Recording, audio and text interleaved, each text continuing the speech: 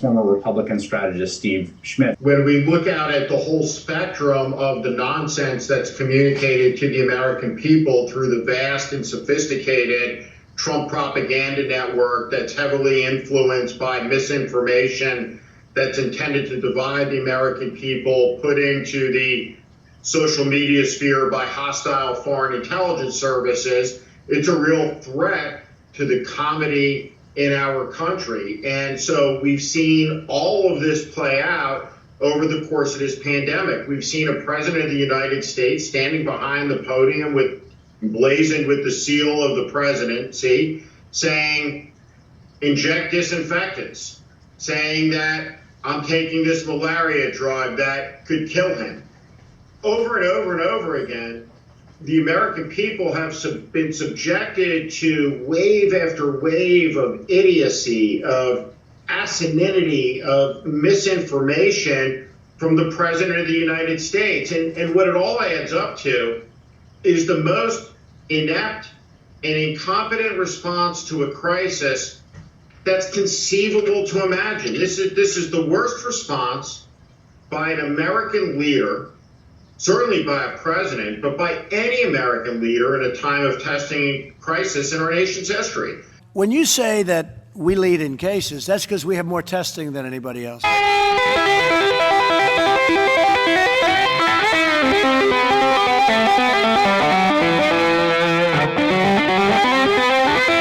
So we test much more than anybody else.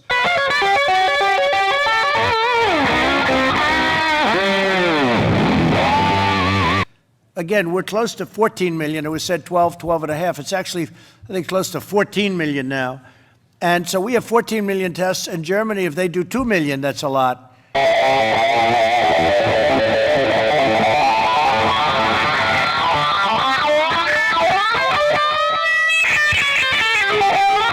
And others are doing 1 million. So if you're testing 14 million people, you're going to find many more cases.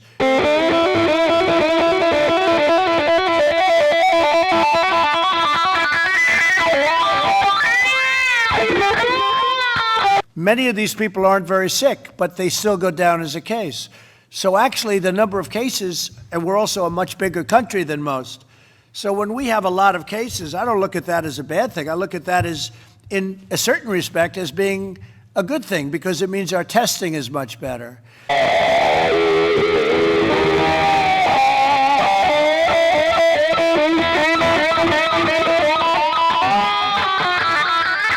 So if we were testing 1 million people instead of 14 million people, we would have far fewer cases.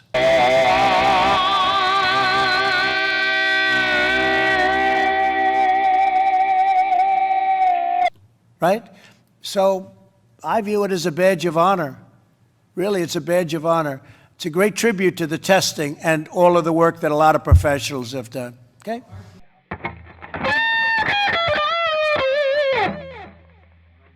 It's appallingly bad. And so as we talk right now, more Americans will be dead by the dawn.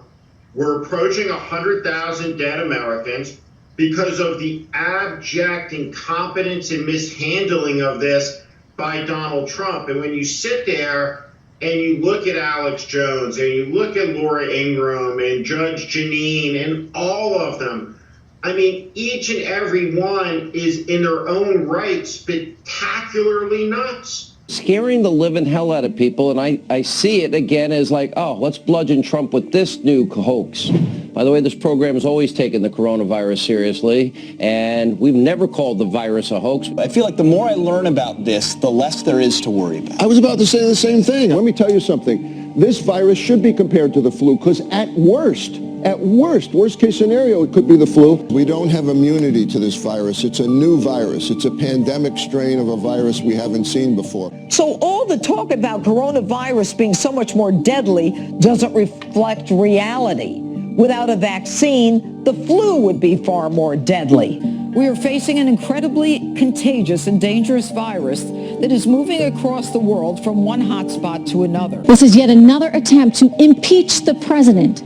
And sadly, it seems they care very little for any of the destruction they are leaving in their wake. You know, it's critical we know who has this. We must test for the virus in order to stop the spread of it. We kind of laugh at it, but nothing to laugh at here. By the way, this program has always taken the coronavirus seriously, and we've never called the virus a hoax. I see it again as like, oh, let's bludgeon Trump with this new hoax. As they go on and they talk about this stuff, and that there are vulnerable people out there watching these people who make $5, 10, 15, 20, $30 million a year, following their advice, endangering themselves. Supposing we hit the body with a tremendous, whether it's ultraviolet or just very powerful light, and I think you said that hasn't been checked, but you're going to test it. And then I said, supposing you brought the light inside the body, which you can do either through the skin or in some other way. And I think you said you're going to test that too. Sounds interesting. Right, and then I see the disinfectant where it knocks it out in a minute, 1 minute. And is there a way we can do something like that by injection inside or almost a cleaning? Because you see it gets on the lungs and it does a tremendous number of the lungs. So it'd be interesting to check that. So that you're going to have to use medical doctors with. But it sounds interesting to me. It's just tragic. It's such a lethal con and fraud that's perpetrated by these people on the American people. It's just not a word for it. It's just despicable. Look, Donald Trump is many things. He's dishonest. He's lied to the American people more than 17,000 times. Now the Democrats are politicizing the coronavirus. You know that, right? Coronavirus. And this is their new hoax. And I've always known this is a pandemic. Now the Democrats are politicizing the coronavirus. You know that, right? Coronavirus. And this is their new hoax. Today I am officially declaring a national emergency. We're in great shape though. Could maybe go away. We'll see what happens. Nobody really knows. It will go away. Just stay calm. You know, it could get worse before it gets better. No, I don't take responsibility at all. This is their new hoax. He's completely corrupt. He's indecent. He's vile. He's divisive. But in this moment, the thing that matters the most, and I don't say this to name call, but he's an imbecile. There's no other word for it. That's the precise word we use in the English language to describe his comportment, to describe his behavior. We need to put more money into the Social Security Trust Fund. That's part of my commitment to raise taxes on the wealthy. My Social Security payroll contribution will go up, as will Donald's, assuming he can't figure out how to get out of it. But what we want to do is to replenish the Social Security Trust Fund by making sure that we have sufficient resources. And that will come from either raising the cap and or finding other ways to get more money into it. I will not cut benefits. I want to enhance benefits for low-income workers and for women who have been disadvantaged by the current Social Security system. It is round two of an unlikely feud. The President of the United States versus 16-year-old climate activist Greta Thunberg. Less than 14 hours after Thunberg became the youngest person ever named Time's Person of the Year, President Trump, one of the 5 finalists for the annual honor, weighed in, tweeting, "So ridiculous. Greta must work on her anger management problem. Then go to a good old-fashioned movie with a friend. Chill, Greta, chill." Shortly after Thunberg changing her Twitter bio to read, "A teenager working on her anger management problem, currently chilling and watching a good old-fashioned movie with a friend." The backlash against the president's comments coming quick. Like, imagine FDR doing a fireside chat where he just goes in on Shirley Temple. With some pointing out that the teenager is on the autism spectrum, something Thunberg has called her superpower in her fight for the environment. Nothing like going after a young girl with Asperger's syndrome. Mr. President, I had one other question, if I may ask, on the Russia investigation. Are you concerned that you may have I'm not concerned about anything with the Russian investigation because it's a hoax. That's enough. Put down the mic. Mr. President, are you worried about indictments coming down in this investigation? Mr. President. I'll tell you what, CNN should be ashamed of itself having you working for them. You are a rude, terrible person. Donald Trump facing new criticism for something he did on the campaign trail last night in South Carolina while defending his debunked claim that he saw thousands of Muslims celebrate the collapse of the Twin Towers here in New York.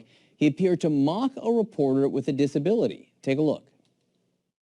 Written by a nice reporter. Now the poor guy, you got to see this guy. Oh, I don't know what I said. I don't remember. He's going like, I don't remember. Oh, maybe that's what I said. This is 14 years ago. They didn't do a retraction. That reporter he is talking about is Serge Kovaleski, who now works for the New York Times. As you can see right there, he suffers from a chronic condition that impairs movement of his arms. A Times spokesman says they find it outrageous that Trump would ridicule the man's appearance. It started out friendly enough. Okay, question? Yeah, go ahead. Sure. But the exchange that followed between President Trump and ABC's Cecilia Vega was so harsh that someone tweeted, "Does the White House have an HR department?" She's shocked that I picked her. She's like in a state of shock. I'm not thinking, Mr. That's President. okay. I know you're not thinking. You never do. I'm sorry? No, go ahead. The White House went ahead and somehow transcribed the president as saying, "That's okay, I know you're not thanking, you never do." But by morning, the transcript was corrected to read, "That's okay, I know you're not thinking, you never do." But what was he thinking? On talk shows, you could actually hear the studio audiences gasp when the clip was played. From Kimmel... Okay, I know you're not thinking, you never do. I'm sorry? No, go ahead. What a creep. To Seth Meyers. You never do. I'm sorry? No, go ahead. Go ahead. I mean, how much of a sexist can you possibly be? To The View. Go ahead. Okay. But defenders said President Trump would have given the same treatment to a male. Most powerful person in the world who told the American people when there were 15 cases that this would be gone, it would disappear like it was magic. Told the American people that the Chinese government was on top of this, told the American people the way you deal with this is maybe by injecting or consuming disinfectants.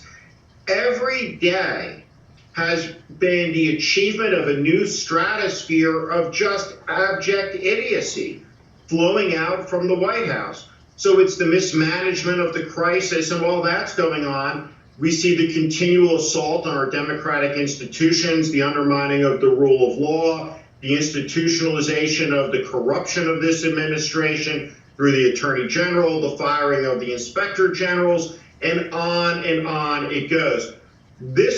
Our country, Chris, the most powerful country in the world, supposedly, economically, militarily, we are a basket case. We are at the center of this. You have more likelihood of dying of this virus in the United States than any place else. You have more likelihood of catching it in the United States than any place else. You have more likelihood of not being able to get a test for it any place else. And so when we look at the totality of it, the mismanagement, the incompetence, it's so epically bad that there's no comparison to it in the whole of American history. And what we have is 90,000+ dead Americans in an utterly shattered economy and a president who every day deliberately misinforms, spins, lies to the American people with one objective in mind. The guy will say anything if he believes it will help his reelection. The fundamental problem for Donald Trump is the man who said, "I alone can fix it, I'm going to make America great again," has presided over a period of suffering, of mass death, of disease, and economic devastation, the likes this country has never, ever seen in the entirety of its history.